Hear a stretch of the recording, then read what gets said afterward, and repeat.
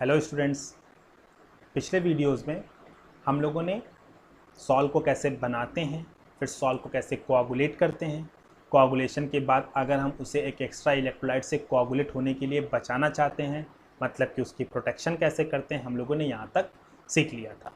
अब हम बात करते हैं कि भाई प्रोटेक्शन तो हमने कर लिया था, पर उसके अंदर जो एक्स्ट्रा इलेक्ट्रोलाइट्स बच गए थे उसको वहाँ से हटा देना ही क्या था, ज़्यादा अच्छा था। मतलब हमने क्या किया, सॉल्व को बनाने के लिए एक छोटा सा एग्जांपल लेकर के हम समझते हैं। लाइक मेरे पास एक प्रेसिपिटेट था जिसके आखिरी में क्या थे, AgCl प्रेसिपिटेट की तरह से सेटल्ड थे। इसको मैंने NaCl डाल करके सॉल्व में कन्वर्ट करने की कोशिश की। तो भाई अब हमने देखा कि AgCl के सॉल्व के पार्टिकल्स यहाँ पर इकट्ठा हो गए और ये निगेटिव सॉल्व बना लिया। अब इसमें कहीं ना कहीं पर Na+ जो होगा वो एक्स्ट्रा घूम रहा होगा और कुछ Cl- भी एक्स्ट्रा घूम रहे होंगे।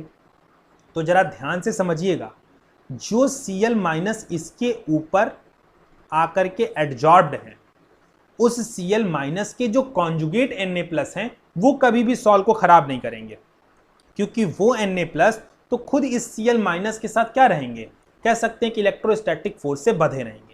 जो एक्स्ट्रा Na+ है, मतलब कि अगर मान लेते हैं 24 NaCl की जरूरत थी, जिसमें से 24 Cl- जाकर के इन पार्टिकल्स के ऊपर चिपक गए और 24 Na+ वाटर के अंदर घूम रहे हैं, पर 24 NaCl की जगह पर अगर हमने 30 NaCl डाला तो 24 Cl- चिपक गए, 24 Na+ घूम रहे हैं। बाकी के जो 6 NaCl है, मतलब 6 Na+ और 6 Cl-, वो इस पूरे सोल्यूशन को क्या करेंगे, कोआगुलेट कराने की कोशिश करेंगे। तो अब इसमें से हमको कुल मिलाकर के 6 NaCl हटाना है, तो इसमें से 6 NaCl पार्टिकल को जो निकालना है, that method is purification of solve. तो अब किस तरीके से इस NaCl को इस कोलाइडल सोल्यूशन से निकाल करके अलग कर दिया जाए, इस पूरे वीडियो में यही हमारा एम होगा। तो अब हमको पता है कि भाई ये जो NaCl है ये कोलाइडल पार्टिकल से तो छोटे ही रहेंगे। भाई NaCl पानी में एज इट इज मिल जाता है, तो इसका जो साइज होगा वो लगभग 1 नैनोमीटर से छोटा होगा, और ये जो कोलाइडल पार्टिकल है ये 1 नैनोमीटर से बड़ा होगा। तो भाई अगर एक साइज बड़ा होता है और एक साइज छोटा होता है, तो बेसिकली हम ऐसे साइज वालों को फिल्ट्रेशन मेथड से अलग करते हैं। तो हमें क्या अलग करना है, हमें NaCl अलग करना है। NaCl का साइज 1 नैनोमीटर है, तो मैंने एक ऐसा नेट बनाया, फिल्टर बनाया, छन्नी बनाई हम कह सकते हैं लोकल लैंग्वेज में, जिसका जो पोर है वो 1 नैनोमीटर से स्मॉल था। मतलब जो पोर्स हैं इसके वो लेस देन क्या है, 1 नैनोमीटर, ताकि ये जो एक्स्ट्रा वाला इलेक्ट्रोलाइट है वो इससे पास ना हो पाए। और मैंने इस पूरे कोलाइडल सोल्यूशन को इसमें क्या किया, पोर कर दिया। मैं ये सोच के पोर किया कि ये जो NaCl है इसका तो साइज 1 नैनोमीटर है और ये जो छेद है वो 1 नैनोमीटर से छोटा है, तो ये NaCl आकर के इसके ऊपर टिक जाएगा, बाकी सब चले जाएंगे।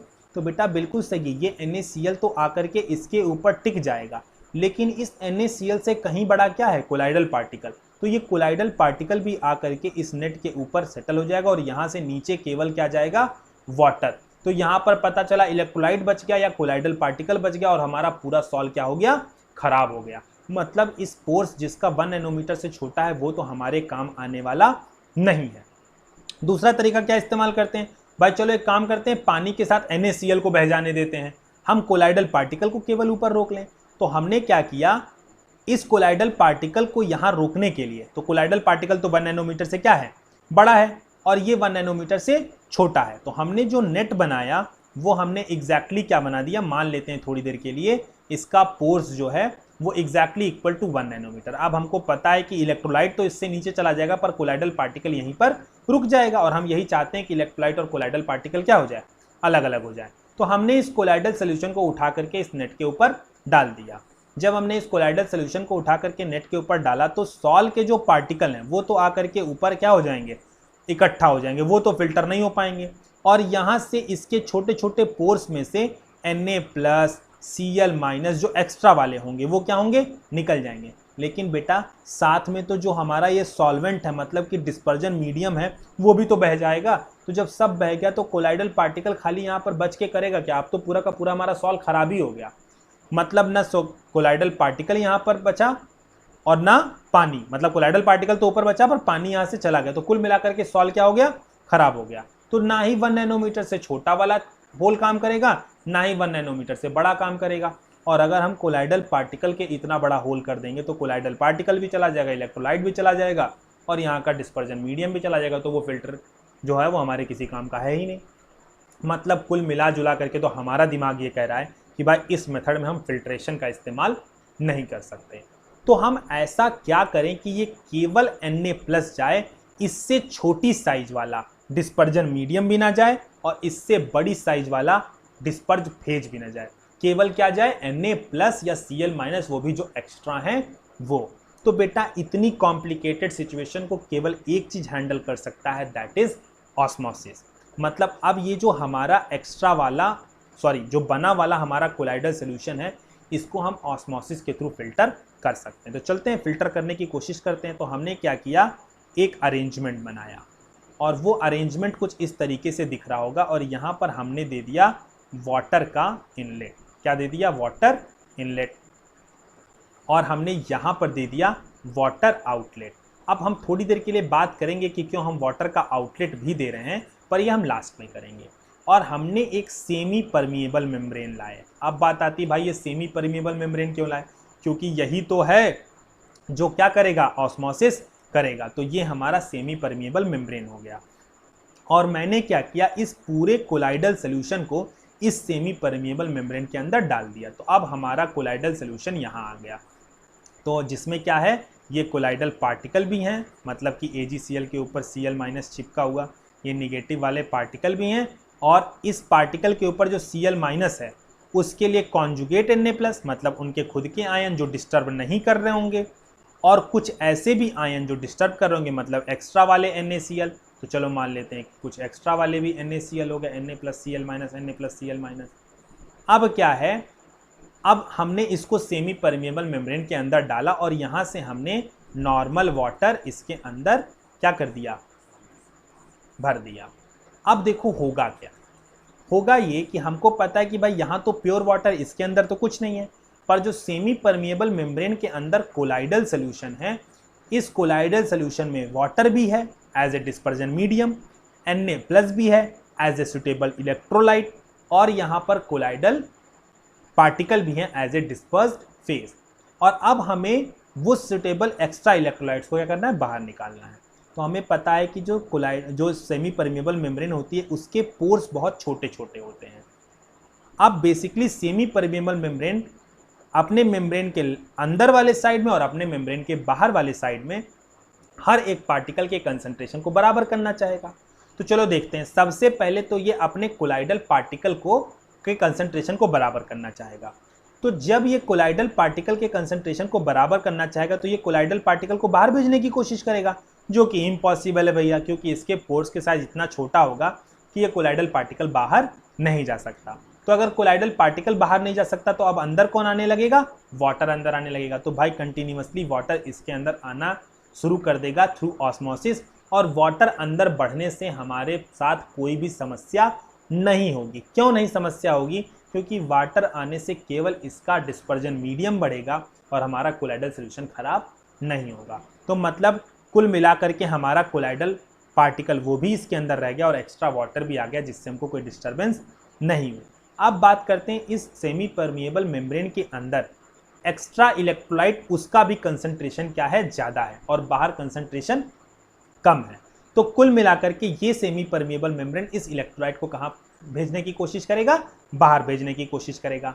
अब थोड़ी देर के लिए मान लेते हैं कि इस पूरे कोलाइडल सोल्यूशन के अंदर 10 NaCl ज़्यादा है, मतलब कि 10 Na+ ज़्यादा है और 10 Cl- ज़्यादा है। याद रखना ये ज़्यादा वाले की बात कर रहा हूँ, मतलब अभी भी इसके अंदर कुछ ना कुछ NaCl होगा, पर Cl- इसके ऊपर डिपॉजिट होगा और वो एज ए एडजॉर्ब्ड मटेरियल का काम कर रहा होगा, कोलाइडल पार्टिकल बनाने का काम कर रहा होगा, और Na+ उसको न्यूट्रल करने की कोशिश कर रहा होगा डिस्पर्जन मीडियम में।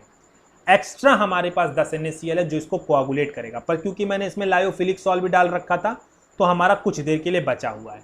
अब ये जो 10 एक्स्ट्रा NaCl हैं वो अब यहाँ से बाहर निकलेंगे, और वो बाहर निकल भी सकते हैं क्योंकि ये जो पोर्स हैं वो उनको अलाउ कर देंगे इस साइज के पार्टिकल्स को।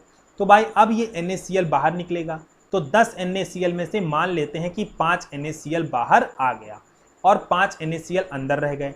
तो अगर हम ये वाटर का आउटलेट नहीं देंगे बेटा, तो ये जो कंटेनर में पानी था उस पानी में भी 5 NaCl और सेमी परमेबल मेम्ब्रेन के अंदर भी 5 NaCl, तो कंसंट्रेशन हो गया बराबर। और अब ये इलेक्ट्रोलाइट का फ्लो क्या हो जाएगा, बंद हो जाएगा। और अगर ये इलेक्ट्रोलाइट का फ्लो बंद हो गया तो अब ये जो एक्स्ट्रा 5 NaCl बचे हैं वो सोल्यूशन को कोआगुलेट कर देंगे। तो मतलब कुल मिलाकर के हमें केवल 5 NaCl नहीं 10 NaCl निकाल लेते।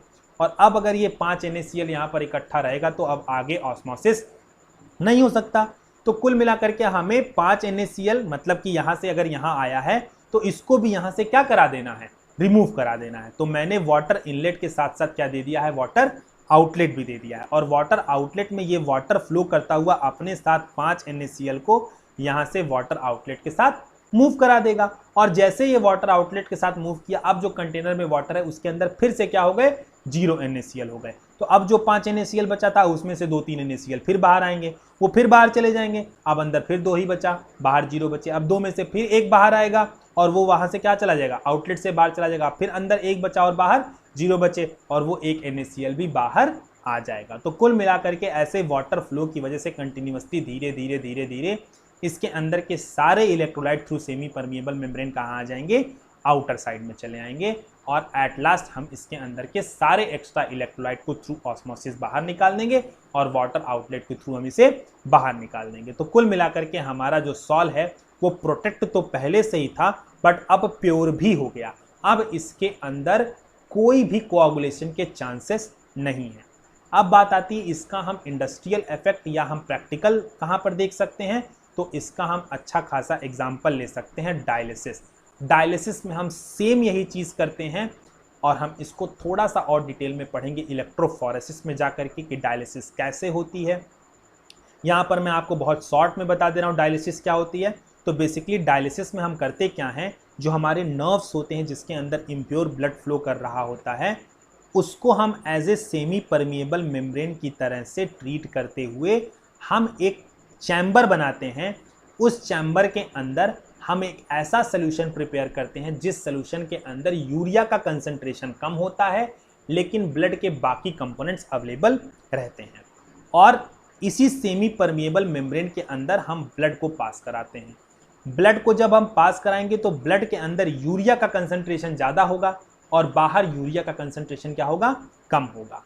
और ये यूरिया का कंसंट्रेशन क्या करेगा, फिर से थ्रू सेमी परमिएबल मेम्ब्रेन क्या होगा, ब्लड का यूरिया बाहर वाले वाटर या बाहर वाले सॉल्वेंट में क्या होगा, थ्रू ऑस्मोसिस चला जाएगा।